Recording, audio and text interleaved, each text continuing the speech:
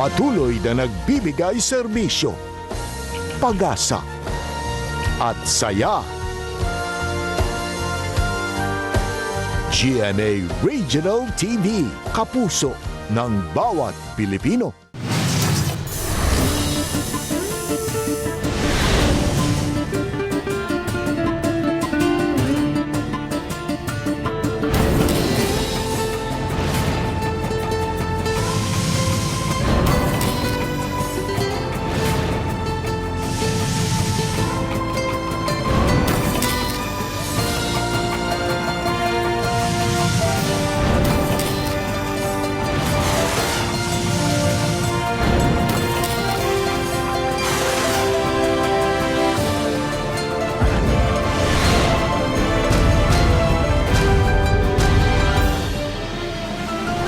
Ang GMA Regional TV Balitang Bisdak.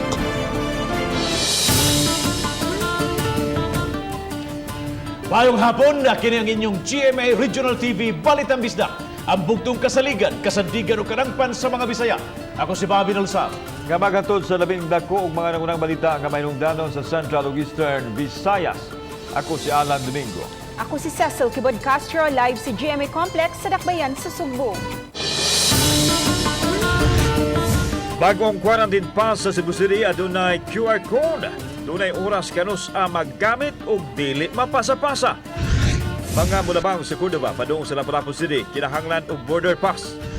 COVID-19 active cases sa Talisay City kapin usa ka gatos na og 35 ang namatay. Grupo sa nurses sa Sugbo nanawagan nga wa untay diskriminasyon kanila. Nagmotor nga dunay angkas na dumulan og nalatayan sa nagsunod nga dagkung truck. Ginamit niya syringes ug test tubes. Nagpasan.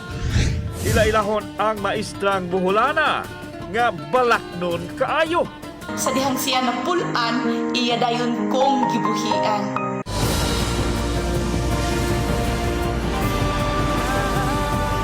Kini ang GMA Regional TV Balitang Bisdak.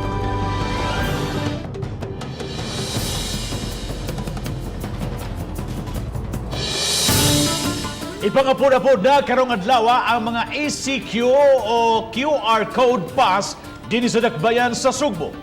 Ang kapulisan inabagan sa taga-barangay ang gitahasan sa distribution niini. May tigada na usab nga schedule kung kanusa magamit ang Q-Pass o di usab mamahimong ipasa-pasa. Ania ang report. Gipadayag ni Mayor Edgardo Labella nga gikan sa mga barangay kapitan ang lista sa mga residente diin gipaubos sa validation sa PNP. Ang quarantine pass adunay QR code aron siguradong dili mapike. Kauban sa mayor ang mga opisyal sama ni Direktor sa Piaro 7 Police Brigadier General Albert Ignacio Sfero ug opisyal gikan sa DILG ug ilang gipakita ang naong sa QR code pass. Usara ka Q-Pass ang ihatag sa matag pamilya nga maoy gamiton sa pagpamalit sa mga gikinahanglan o uban pang importanteng katuyuan. Ubos sa nagda kinahanglang mo pundo sa mga balay mga tao sa tanang panahon gawas lang sa mga authorized person outside residence o APOR. Magamit ang Q-Pass alas 6 sa buntag hangtod na sa alas 8 sa gabi. Doon ang schedule sa paggamit sa mga Q-Passes nga gilatid sa kagamhanan. Samtang base sa data sa DOH nga dunay 178,000 Q-Passes ang ipangapod-apod. Kung kinsa ang nakabutang nga ngalan sa Q-Pass, maura ang mamahimong makagawa sa balay ug dili mapasa-pasa. Sa pigasbahin gibutyag ni Ferro nga moabot sa 1,000 ka mga pulis ang niugmad sa Cebu City Police Office. Miambot na sab ang masakop sa Special Action Force nga mutabang sa quarantine patrols. Mo-deploy usab ang kapulisan og drone patrol isip surveillance ilabi na sa mga nagunang kadalanan sa Dakbayan sa Sugbo. Kauban si Marlon Melgaso, ako si Alan Domingo. Balitang Bisdak. Ning pagpatuman sa higpit nga border control sa lalawigan kapin sa 300 ka mga kawani dinhi sa Cebu City nga mga taga Cordova ang mawagtangan og trabaho. Si Luan Mirondina sa report.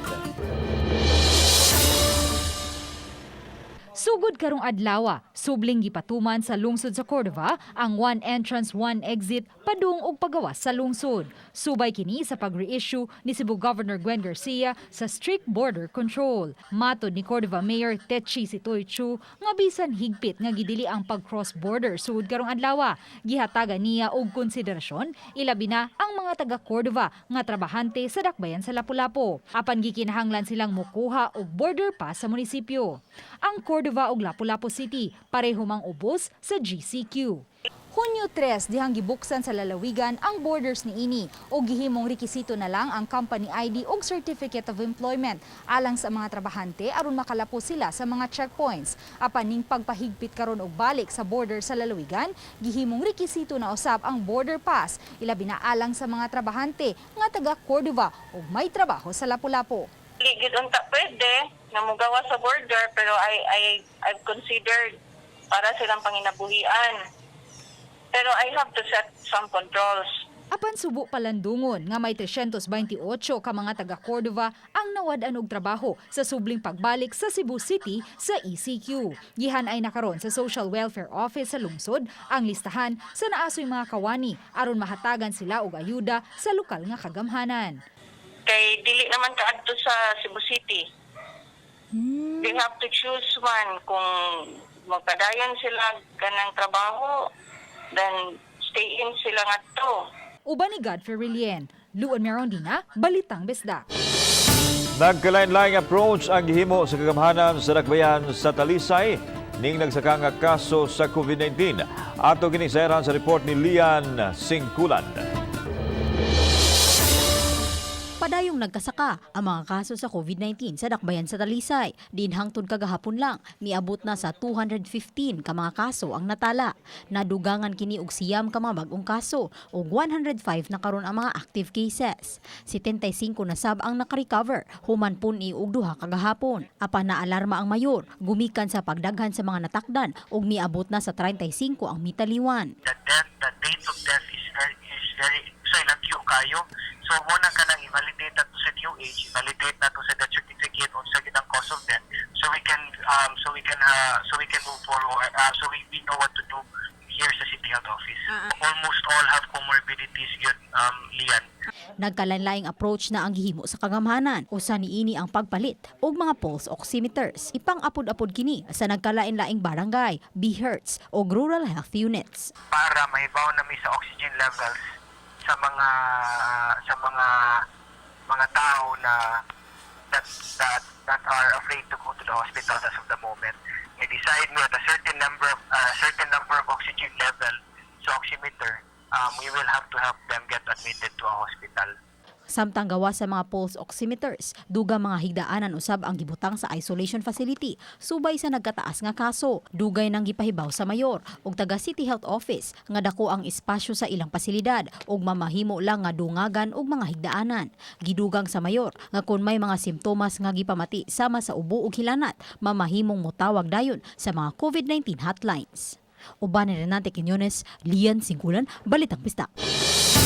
Hangtod karon na alarma paghihapon ang grupo sa mga nurses dinhi sa Sugbo nunot sa padayong diskriminasyon nga ilang nasinati. Si Femari Dumabok sa report. Sa pagsugod pa lang sa pagsagubang sa balatian dala sa COVID-19, bisan usa ang mga nurses sa giisip nga frontliners, daghan na ng gawas ka reklamo sa mga nurses kalabot sa diskriminasyon.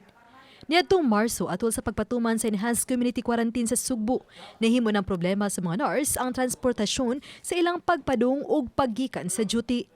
Ganing uban kanila hangtod karon padayong nasinati kining problema. Ug kini ang nakaaghat sa Philippine Nurses Association Cebu chapter sa ilang pagpagawas og official statement kagabi.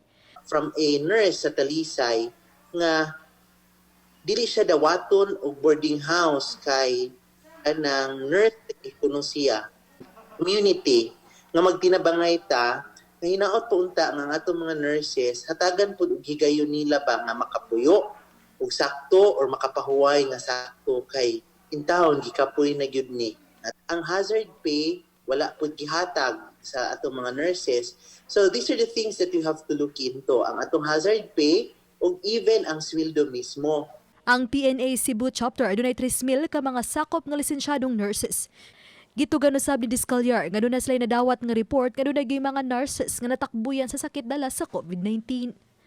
There are hospitals nga i-reuse ang PPEs, but please look into also the mental status sa ato ang mga nurses, the fear as well as na-experience man gud nila, nakita nila sa ila ang mga isig ka nurses, labi na nga kadto mga nga positive nga the way they were treated. Uban ni Cleofer Lumayag, ako si Famary Dumabok, Balitang Bisdak.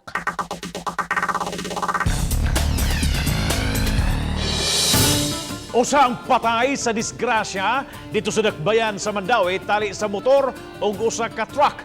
Ang detalye pinagi sa live report ni Nico Serino. Nico?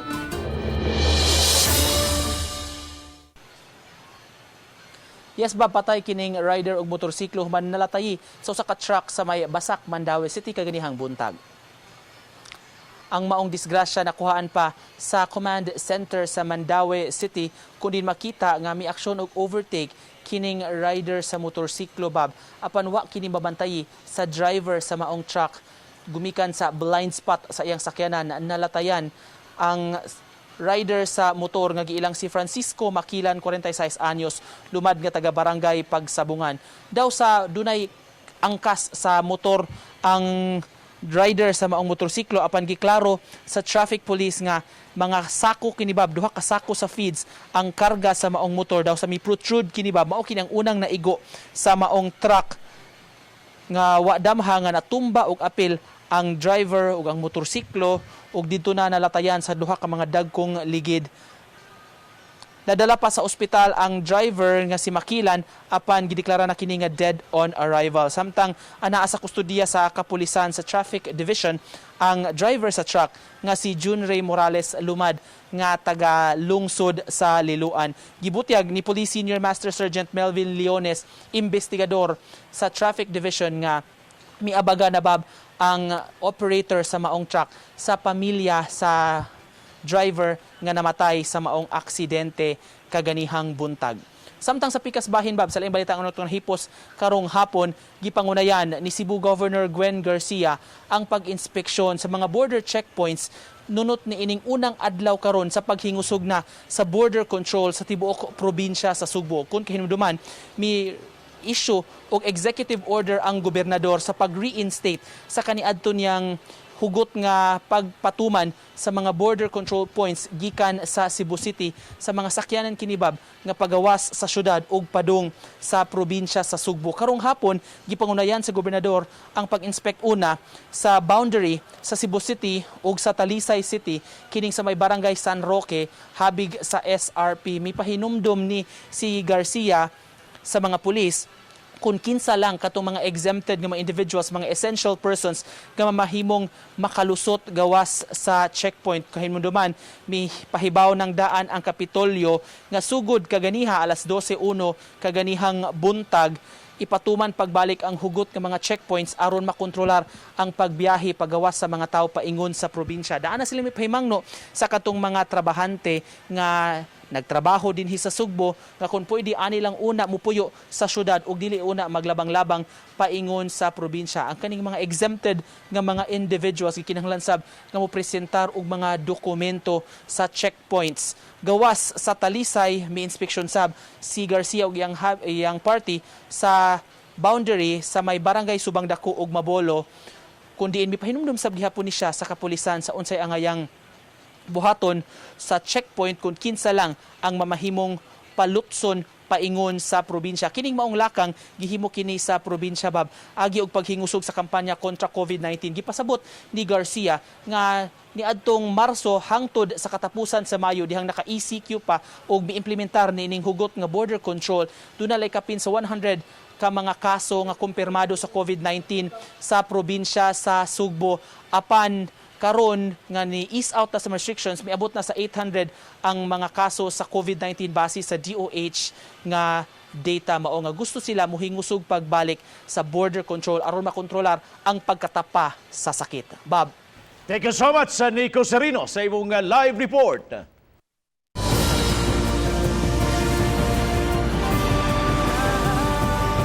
Kini ang GMA Regional TV Balitang Bisdak.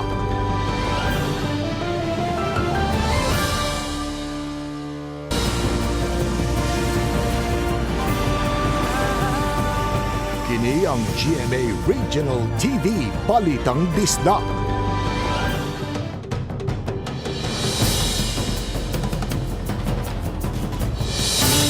Gawas sa mga utlanan na apil ang mga barangay sa kalungsuran sa lalawigan sa Sugbo ang istriktohon pagbalik sa mga taong musulod.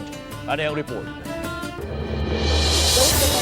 Giklaro ni Governor Gwen Garcia nga ang pagbalik sa pag-istrikto sa kabarangayan sa lalawigan Sugbo mao ang pagsigurong walay makalusot gikan sa mga dapit nga naay virus ug maoy magdala nini sa mga barangay.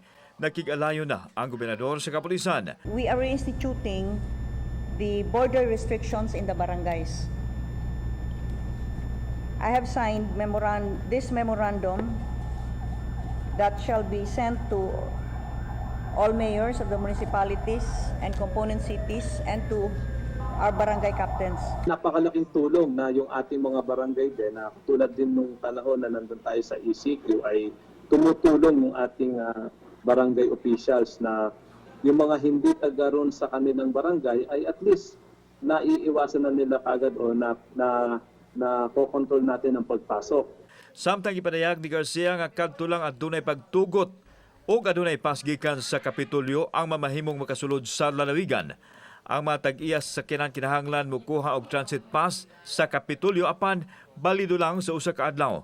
Doon na hinuoy mga frontliners sama sa mga doktor nga ang ID o PRC license ra ang mamahimong ipakita sa mga border checkpoints. Ang istriktong border control gibalik tungod kay paspas kaayo ang pagsaka sa COVID case sa probinsya, human giluagan ang border control. What we are doing is to limit as much as we can the entry of those coming from Cebu City and going back to the province. Samtang hapsera ang pagpatuman sa mga lagda diha sa mga utlanan. Apan subling miapilar ang Pangulo sa Kapulisan sa lalawigan ngadto sa katawhan nga mosulod lang sa lagda aron sayo nga masulbad ang problema mugna sa pandemya. Kaninang 12:01 nga ay nagsimula yung implementation ng ating the executive order issued by our provincial governor, yung 17-H. Actually, hindi naman namin inalis yung aming mga quarantine control points kaya mas pinaigting lang natin yung ating magiging pag-i-inspect like what we did before. Kauban si Marlon Milgaso, ako si Alan Domingo. Balitang Bisdak.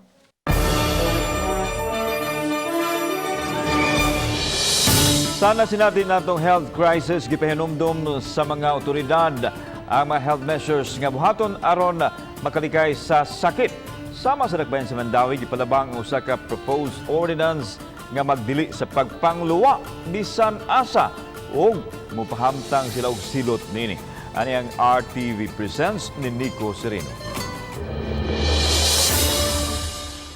Base sa pagtuon ug sa pahimangno sa mga health authorities, posible ang pagpasa sa lain-laing klase sa sakit pinaagi sa laway. Sama sa coronavirus nga matud sa mga eksperto matransmit pinaagi sa droplets. Ug aron kalikayan ang pagkatap sa sakit, gibalik-balik sa mga otoridad ang importanteng mga pahimangno sa panglawas. Sa bag-uhay nga sesyon sa Konseho sa Dakbayan sa Mandawi, gipalabang ang anti-spitting ordinance. Gipapasar kini aron idili na ang pagpangluwa sa mga pampublikong lugar. Si Konsehal ni Risa Sun Ruiz, kinsa usa ka doktor, mipasabot nga di gyud hygienic ang pagpangluwa bisan asa. Solid waste, more of garbage man to. Nagamay ra kay mention sa spitting, so naghimo gyud separate ordinance sa anti-spitting. For health reasons, tungod sa pandemic, nga ang kagaw naa sa atong luwa, mabitaw na nagmasta kay ang mga laway, mga luwa. Kung mapasar ang ordinansa, mupahamtang og penalty sa mga masakpan nga milapas niini. Ang first, reprimand, yung second, 1,000, 2,000, 3,000. Si Amon, usa ka government employee, mihangop kun mapatuman kini. Bisan siya miangkon, dili komportable nga makakita og mangluwa sa kadalanan. Nagmask na ka unya kanang imong tangtangon nga mukay mukalitra kag pangluwa sa daan, sa kilid sa daan og bisan asa nga dapit nga naamang gyud untatay kanang kuan ba natay mga garbage natay mga trash can ug asa sila nga pwede ta mo luwa or mo adto sa CR. Human mapasar sa first reading, giduso pa sa Committee on Laws ang ordinansa, una pa ibalik sa konseho alang sa second ug final reading. Kinamang ko ni resulti sa nako nga day. Nagsunod kong tao, nag-down na ko nung mas, pero ako sa mga nagkauno, nang luwara sa diha. So, iyon na ba? So, kinahanglan gid atong disiplina ang tudluan ang mga tao. Gawa sa anti-spitting ordinance, laing gihingusgan ang anti-littering aron mapabilin ang kalimpyo taliwa sa health crisis karon. Uban ni June Solon, ako si Nico Sereno ug kini ang akong short docu. Mga ginamit nga mga syringes ug test tubes na palgang gilabay sa may sitio Kamansi, Barangay Paho, Dakbayan sa Lapu-Lapu. Siluan Mirundina sa report. Gisubay nila ni Kapitan Lendel Bolyo sa Barangay Paho uban ang mga kawani sa Clean and Green ang bakanting luna sa sitio Kamansi diin gikatahong nagpasad ang mga hospital waste. Ang gwardya sa pribadong luna ang unang nakamatikod sa nagpasad nga mga ginamit nga syringe ug test tubes. Mato ni Kapitan Bolyos, posibleng taod-taod nang gihimong labayanan sa mga hospital waste ang dapit apan bag-o lang na matikdan. Base sa mga hulagway nga ilang nakuha, nagsagol ang daw bag-o lang nagamit ug ang medyo dugay ng mga linabay. Sa Paho na daghan mga clinics pero di nakasure kung kinsa yung naglabay ani kay wa man po'y mga plastic nga mga pangan sa unsa nga hospital or diagnostic nga kuan or clinics nga wa pay ang ato lang ani ang city na lang siguro mo tuki ani kung kinsa joy kuan ani kinsa naglabay. Gisubay karon ni Kapitan Bolyos ang mga establishmento haduol sa dapit nga may mga CCTV aron masuta kung si kinsa ang responsable niini. Kahinumduman, Mayo 12 naukay ang mga mulupyo sa Purok Thunder, Timpulok, Barangay Babag. Human makiti usab ang mga linabay nga mga hospital waste sa bakanting luna sa duha ka mga subdivision sa dapit. Nahipos na kini sa taga MRF ug na turnover na ngadto sa PASE Convolution Abatement Specialist. Uban ni Godfrey Relien, Luon Merondina, Balitang Bisdak.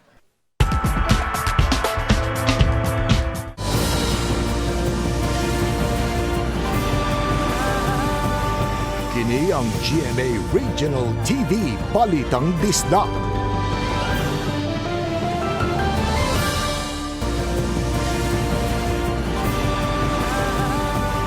Kini ang GMA Regional TV Balitang Bisdak.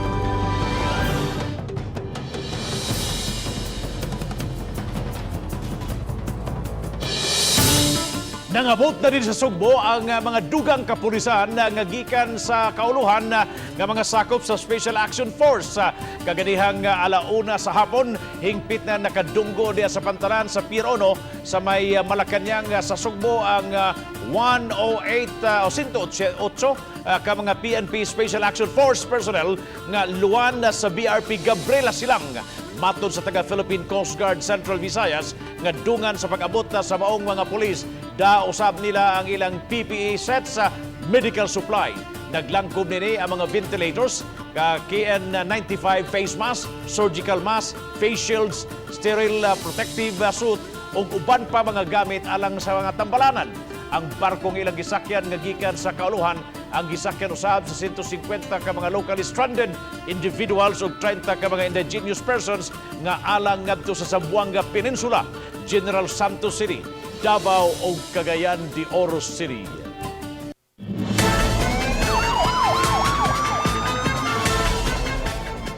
Think before you click. Kinigihapon ang kanunay pahimangno ngadto sa mga tao nga mahilig mag-post og tinunto labi na sa isig ka tao. Gani usa ka lalaki nga misurinder ngadto sa kapulisan tungod sa post nga ipapatay niya si Governor Gwen Garcia bugti sa 10 milyones ka pesos. Ano ang report? Voluntaryong mipatimaw sa bahatan sa Cebu Provincial Police Office si Billy Joe Magdadaro, taga Dakbayan sa Mandawi. Kini human mag-viral sa social media ang post nga nagtanyag og 10 milyones pesos alang sa makapatay ni Governor Gwen Garcia. Apil sa post ang pagpamalikas og lain pang mga daotang pulong batok sa gobernador o sa presidente. Suma ni Police Colonel Roderick Mariano nga milimod ang lalaki nga siya ang nag-post niini sa Facebook. Doon na lang kunoy tao nga migamit sa iyang identity. Actually, hindi na-hack, kundi may gumamit ng pangalan niya. So, hindi siya yun. Kumbaga sa parang posture na parang na niya na hindi niya account, hindi sa kanya, may ibang gumamit ng account na yun. Busa voluntaryo siyang mipatimaw aron mapasabot ang iyang habig ngadto sa mga otoridad. Adunay inconsistency kuno ang nakita sa opisyal sa kapulisan tungod kay nasuta nga 2015 pa ni-exist ang FB profile sa usa ka bilidyo magdadaro hinungdan nga gipabos kini sa investigasyon. Gawas sa Cebu Provincial Police Office, misusi na usab ang Anti-Cybercrime Unit sa PNP sa maong Facebook post. Why is it that nag-join yung account na yun ng 2015 at ngayon lang niya nasabi na meron palang gumamit. So that's lang natin sa na medyo lang natin na issue. Kaya ni-refer natin sa cybercrime unit natin. Pahimangno ni Colonel Mariano sa mga tao nga dili gyud magtinunto sa social media ilabi na sa mga post nga maghatag og hulga sa kinabuhi sa tao kay matrace gyud kini ug motumaw ang kamatuoran. Kauban si Marlon Milgaso, ako si Alan Domingo. Balitang Bisdak.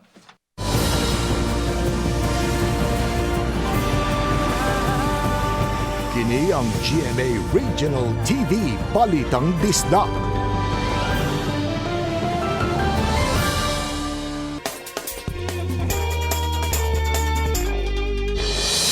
Kinsa ang di malingaw kung balak Bisaya ang imong mapaminaw? Magkadani di ba kapusumbabi o usa ka magtutudlo mipaambit sa iyahang talento sa social media inubanan sa mga hugot nga komedya. Pinagi sa report ni Nico Sereno atong ila-ilahon ang balaknon nga bulanon.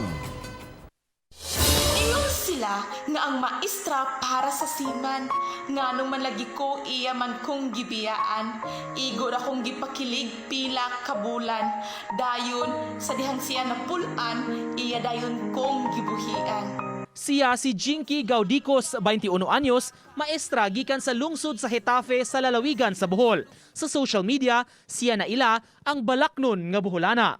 Nagdako siya nga ang makatigwangan mo gihimo niyang inspirasyon paggamit sa lunsay nga binisaya. Kung sa akong mahuna-hunaan sir niya, murag mangita ko word bitaw nga kanang mo igo po, mo sibo nga nindot siya paminawon. Iyang mga higala ang nidasig kang Ma'am Jinky magbuhat og social media accounts aron mapaambit ang iyang talento. Lakip sa iyang mga topics nga patok sa iyang mga subscribers ang mga hugot sa gugma. Siguro sa akong edad karon makarelate, pero mao po ako nakita sa mga naobserbaran sa ato ang society karon mga hilig ug gugma-gugma. Sa among virtual interview, syempre ang kahigayunan wa namo palabya aron nga makasample siya. Bisan man tuod og ako nasakitan tungod kay ako gibiyaan, apan akong gisigurado kaninyo kini akong dughan wala pa nako gisiradaan. Pero bisan man tuod niini ako makaagi, dili man sa ingon nga bitter nako sa pagkakaron, apan maglagot ko maglantaw anang mga manag-uyab nga mag-holding hands while walking, walay social distancing, buwag ra gihapon ang ending. Mensahe sa buholana nato nga bida ug katon ug di gyud hikalimtan ang lumad nga pinulungan. Panghinaot niya mamahimong inspirasyon sa kadaghanan labi na sa mga kabatan-unan. Hello mga higala, ako di ay si Jinky Gaudicos, usa ka buholana. Dili man tantong gwapa, apan timan-i nga dili tanang gwapa nag-artista ang uban ga maestra.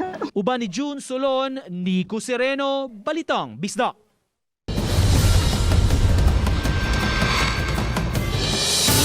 Padayong gibantayan ang aktibidad sa Bulkang Kanlaon sa Canlaon City, Negros Oriental. Sa labing uwahing taho sa Fivox Observatory Tower, miabot na sa 300 meters ang gitason sa puting aso gikan sa crater sa bulkan.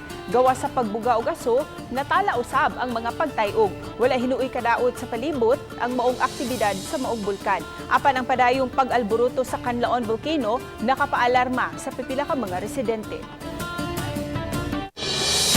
Daghang salamat sa mga kapuso nato apil lang na sa gawas sa nasod nga nagisayon sa mga dagko o mga nagunang balita sa rehiyon. Ako si Alan Domingo. Ugi ka namong tanan dinhi sa Central ug Eastern Visayas, ako si Cecil Kibod Castro. Ang inyong balita, ang among balita, tungod kay matag lokal nga balita mahinungdanon. Kini ang inyong GMA Regional TV Balitang Bisdak. Buong puso para sa Pilipino. Ako si Bobby Nalsaro. Maayong hapon mga kapuso and happy weekend.